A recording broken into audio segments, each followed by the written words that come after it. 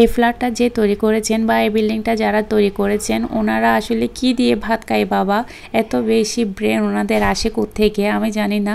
এই যে আমরা এখন যেখানে যাব ওনাদের বাসা হচ্ছে 3 তলায়, একটা বিল্ডিংয়ের 3 তলায় একটা ফ্ল্যাটে যাব। ওই যে ওই ফ্ল্যাটটা খুঁজতে খুঁজতেই আমাদের মাথাটা ঘুরে গেল, এত বেশি ঘুরিয়ে পেঁচিয়ে যেতে হচ্ছে।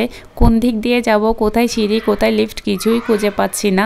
তো যে ইঞ্জিনিয়ার এই বিল্ডিংটা তৈরি করার সময় কাজ করেছেন, জানি না ওনার ব্রেন কতটুকু, বাবারে বাবা কেমনে থাকে ওনারা এই ব্রেন নিয়ে। যাই হোক, আমরা হচ্ছে এখন যাচ্ছি কাপড় বাসায়।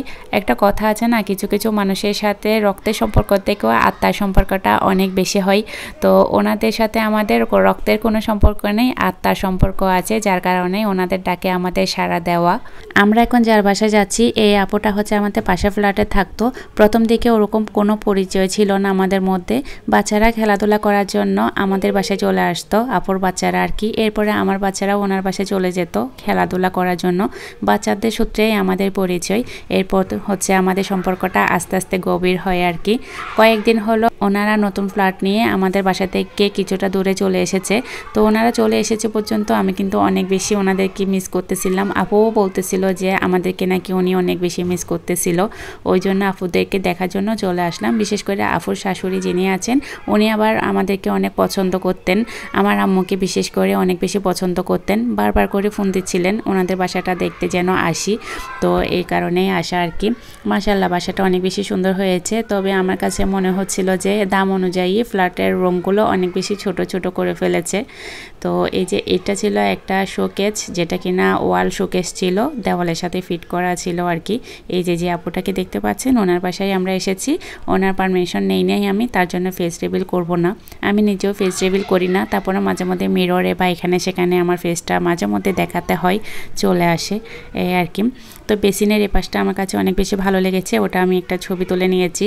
আমরা গ্রামের বাড়িতে যেখানে ঘর করতেছি ওইখানে হয়তো এরকম একটা বেসিন দিতে পারবো, তার জন্য ছবি উঠিয়ে নিয়েছি। আমি যেখানে যাই ঘরের যদি নতুন কিছু দেখি ওইটাই ছবি তুলে নিয়ে আসি আমাদের ঘরে লাগানোর জন্য, জানি না কতটুকু কি করতে পারবো।